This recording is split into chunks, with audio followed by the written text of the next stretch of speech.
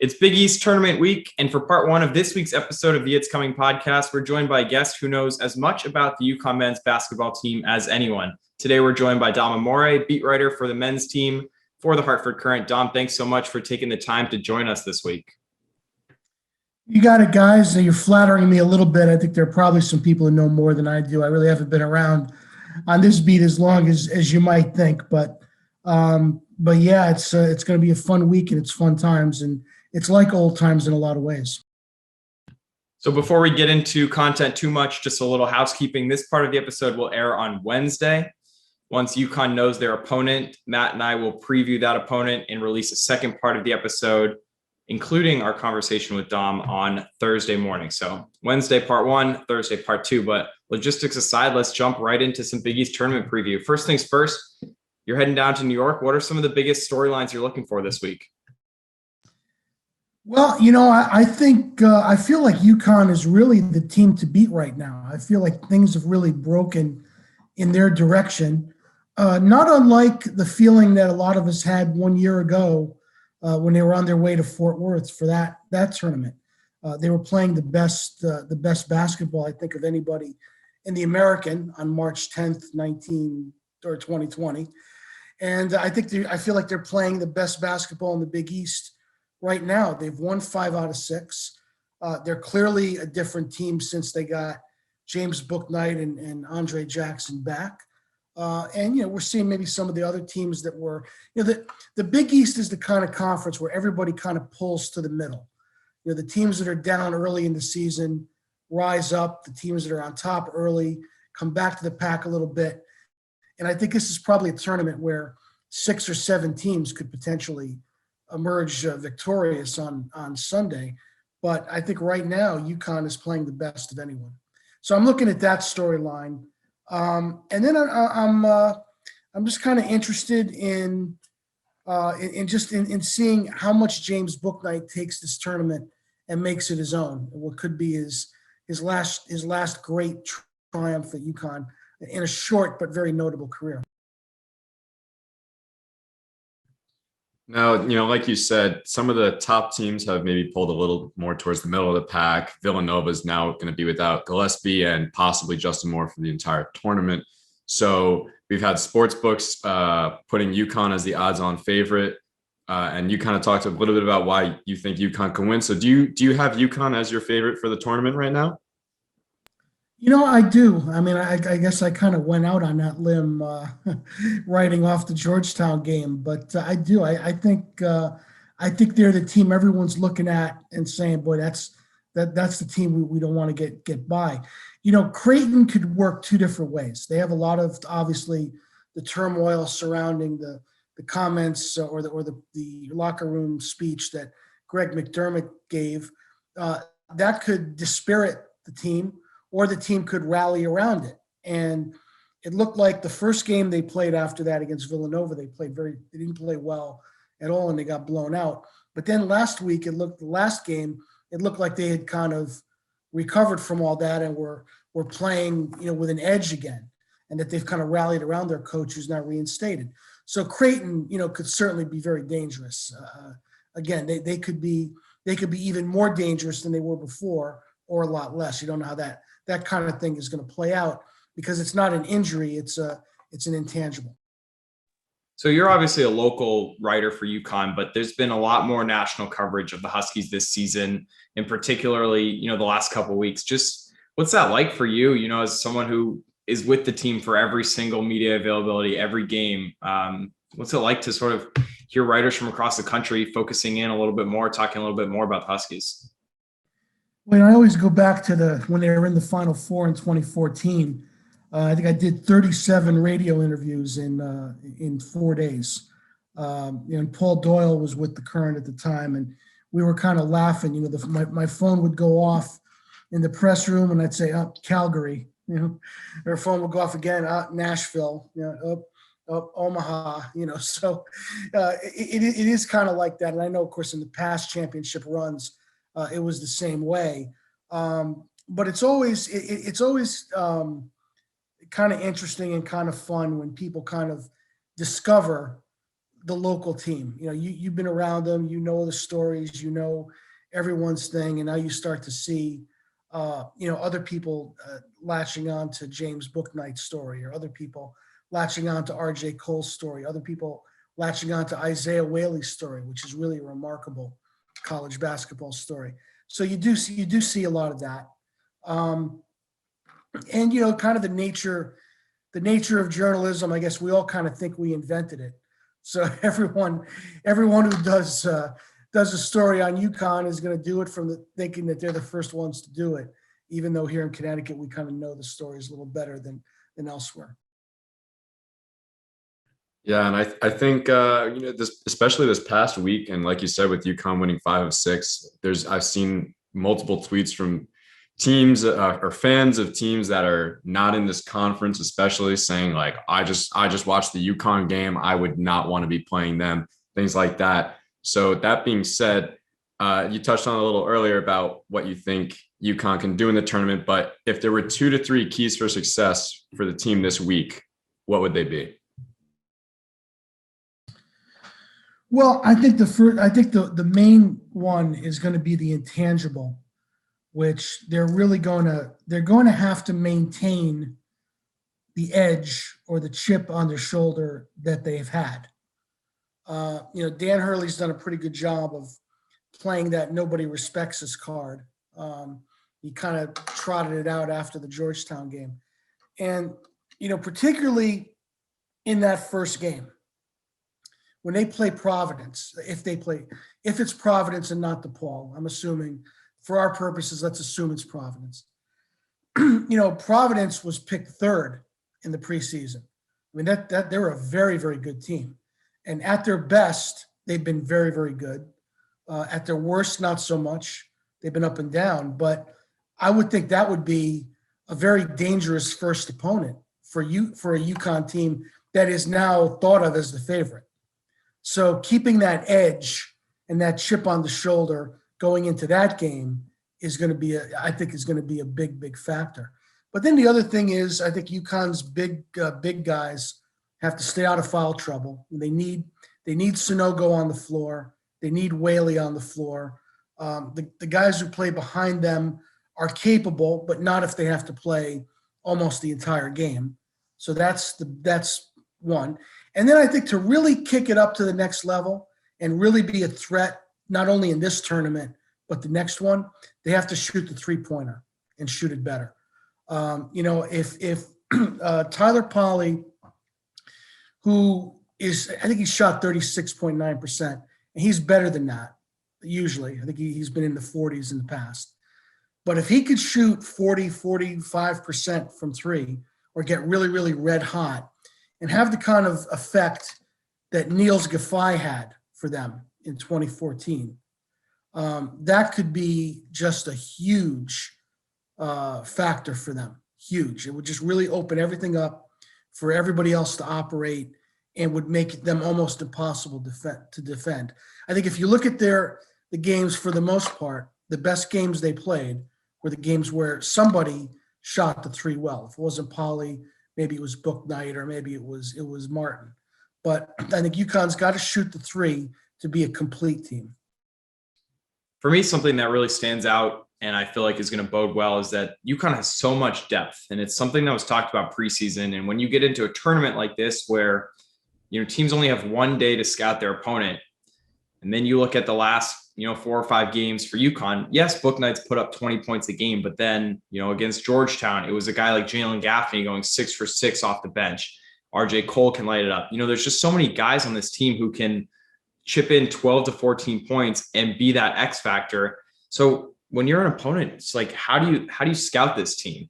And so we've heard Hurley talk about, maybe Bouknight going down in the middle of the season was a bit of a blessing in disguise. Is that something you agree with? Do you think the depth has played out like we expected when everybody was talking about how deep this team was preseason?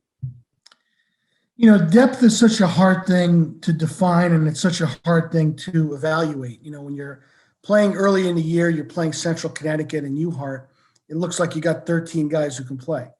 And then when you get later on in the season, sometimes you wonder if you even have 7. And there were times when Bouknight was out when that depth didn't look as good as it looks now. But in a sense, yeah, guys got to play. Gaffney, who, by the way, is a very, very talented kid who's only shown the surface of what he can be. But he had some big games, some good games while Bouknight was out. And now he kind of is able to come in and show flashes of that. We saw Martin have some huge games during Bouknight's absence. He scored over 10 points in every game. He's been a little more quiet since. And we've kind of seen a light go on with RJ Cole. And I don't know if that was necessarily while Bouknight was out. I think it kind of happened in that Xavier game while Bouknight was still out. But I feel like he really got up to speed with the Big East. Going from the MEAC, sitting out a year, going to the Big East, that was going to be an adjustment. But I think he began to make that adjustment, and that's a key. But to answer your question, we thought going into the season that UConn would have a lot of weapons and a lot of depth. And we thought, as we would think going into next season, even if Bouknight's not there, that they're going to have a lot of weapons and a lot of depth between what they have now and the freshmen coming back. So essentially, over the course of the season, UConn's kind of developed and rounded out into the kind of team that we thought they were going to be at the beginning of the season. The COVID disruptions, the injuries, the games canceled, they couldn't really play. You wonder how good this team would have been with a full 31-game schedule, padded with 6 mid-majors.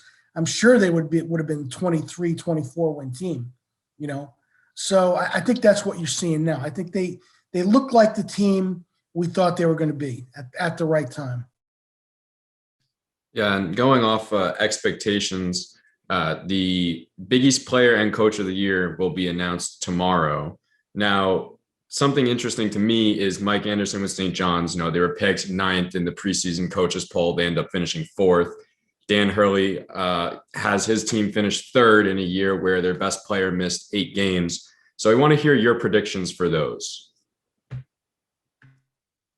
Well, I think the player of the year is probably going to be Zagorowski or Sandro at Seton Hall. They were the unanimous selections for the all tournament team, so I would think it would be one of them. I could see Bouknight, kind of having points docked because he didn't play, the whole season, even though for the games he played. I think you could argue he's the most valuable player in the league based on that. Coach of the year, I'll tell you, it wouldn't surprise me if Mike Anderson and Dan Hurley shared it. I think they both have equal claim to that award. It's hard to overlook what Hurley's done to bring them home in 3rd place with a key player out, overperforming their preseason ranked by 1. But in the first year in the league, a lot of coaches felt like first year in the league is going to be really, really tough for anybody. And so for them, for UConn to go from an also ran in the American to doing this their first year in the Big East, that's hard to ignore. Now, on the other hand, with Mike Anderson, he took over just a chaotic situation there. In the wake of Chris Mullen, he took over a lot of players leaving, a lot of young players, and I thought he did a tremendous job. He's a very experienced coach. He's seen everything. I thought he did a tremendous game coaching job against UConn. It was a key to that win. So I guess if I had to vote, I would probably vote for Mike Anderson. But if I could split it, I would, because I think both Anderson and Hurley have equal claim to that award. I think an equally good case could be made for either guy. So we're going to take a little blast from the past, but something that I think we've all experienced throughout the whole season is just kind of how bittersweet it is to not be able to watch this team in person in front of packed houses. And to not be able to experience them have that full 30 plus game season where they rounded into shape, they took stride, they were able to really cap it off with a big run at the end of the regular season. It's tough to, not be able to witness it in person, not have these kids enjoying the limelight and the spotlight. And especially for book night too. I mean, he's going to be a lottery pick. This is a guy who really took UConn to the next step last year and just took the UConn fan base by surprise. So with that being said, we're going to think back to Big East tournaments of past years. And I want to hear, what is your favorite Big East tournament moment of all time? Well, I haven't covered a lot of them, surprisingly, because, for most of that era, I was covering the Giants and the Yankees. And so I really only covered, my first year on the beat was the last one they played in. And that was, so I don't necessarily have great Big East tournament memories, but I'll give you the next best thing. And that's, a game I did cover back when I was your age. And that's the NIT final in 1988. Hard to imagine how big a deal that was, because the NIT, at one time the NIT was considered the national championship tournament. That was no longer the case by 88, but it was still a much, much bigger deal then than it was today. And for UConn, which had never been anywhere near anything like that, to make that run and win at the Garden. And, you could kind of imagine that the NIT didn't sell a lot of tickets. Okay. So UConn's at the Garden with, Boston College and Ohio State. And UConn fans just snapped up every possible ticket that was available. And then when teams got eliminated, they snapped up every other one. So when they played Ohio State in the final, March 30th, 1988, it was about as packed a house. Imagine a packed XL and a packed Gampel put together in New York, and that's what it was like. It was like a packed Yankee Stadium or a packed Giant Stadium with UConn fans, and it was something else. And they stormed the court after the game, and there's the iconic picture that's in Gampel now of Phil Gamble and Jeff King sitting up on top of the backboard. And I know you guys probably aren't old movie fans, but I always joke with Jim Calhoun, who is, that it's like Jimmy Cagney in the last scene of White Heat, famous film noir, where he's sitting on these gas tanks and he's saying, "Look, I made it top of the world," before the law blew up all the gas tanks. But they were up on top of the world. And that was really my favorite moment. I think that's the moment that UConn began to take on the, what we all take for granted today. And what seemed like forever, these 3 years or 4 years, it's hard to remember where they are now. They were in the tournament only 5 years ago. It was only 2016 that they were in Des Moines, and they were on the court with Kansas in the second round of the tournament. But man, it seems like forever, doesn't it? It seems like forever since they've been this good. And I think it is unfortunate. I'm rambling, I know, but it is unfortunate that they didn't do what that you could not do this in front of fans, because there will never be another year quite like this one. The first year back in the Big East, which everyone was so excited about, and this return to the national stage. These things happening, next year when everybody gets to see the games, they'll be crazy and there'll be high expectations. But it's really kind of an innocent climb again right now, just like it was in 88, just like it was in 90. And it is unfortunate that fans can't witness it in person. But, given the state of the world and everything that's happened, it's not too bad. It's, these are pretty good times if you're a UConn fan. Right. And I mean, at the end of the day, they've gotten through a full regular season. It looks like the postseason's a go. I know it was just about a year ago when everything really shut down. And this is like, everybody's been talking about this week last year and thinking about this week next year. Matt and I will be seniors, and will either be at Madison Square Garden covering or, in the student section. And it's just going to be, it's going to be sweet once the time finally comes to be able to return to a little bit more normalcy and watch this team in person again. Yeah. And that being said, and you kind of gave us a great story right there about MSG, but where does Madison Square Garden in March rank among sporting events that you've covered?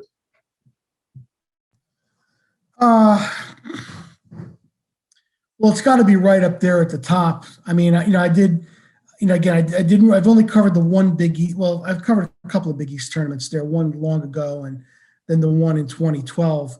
But, another game that was like that was the 2014 Sweet 16 Elite Eight games when they played Michigan State. And that was very similar. For me, it's hard to imagine anything bigger than Yankee Stadium in 2001 during the post 9/11 games, and the press box kind of shaking underneath you. It's hard to imagine anything bigger than Giants Stadium in an NFC Championship game when the Giants won 41-0. So the place was absolutely bedlam from start to finish. Those are gigantic events. They're outdoor stadiums that were huge, of course. But certainly Madison Square Garden, when it's filled and when it's that filled with UConn fans, is something that's unlike in a way. They're all unique experiences, but that's probably, it's unique in its own way and probably ranks right up there with those other two venues I mentioned. Well, Dom, thanks for joining us. It's always great to hear, your perspective on the team, some of your stories of covering teams in the past. And I know it's totally against press etiquette, but if you're able to give a little cheer when the Huskies first run out there on Thursday, please do that for all of us students back here in Storrs. Well, I can't really do that. And if I did, no one would really hear it because I'm going to be up in the rafters in the hockey press box. But, the best advice I would give any UConn fan is enjoy it as much as you can, any way you can, because these moments are rare. And even with a program as storied as UConn, the 4 championships are pretty well spaced. There's a gap between them. This doesn't happen every year. So, enjoy it as much as you can, any way you can. And, just know that better days are coming and you'll be able to enjoy it. When it happens again, you'll be able to enjoy it more. Safe travels down to New York. Have fun. Hopefully it's a long weekend of coverage, and we'll talk to you on the flip side. And as for anyone listening, we will be back tomorrow with a preview of UConn's opponent in the second round, the quarterfinal round of the Big East tournament. Thanks for tuning in, everybody. This is episode 12 of the It's Coming podcast.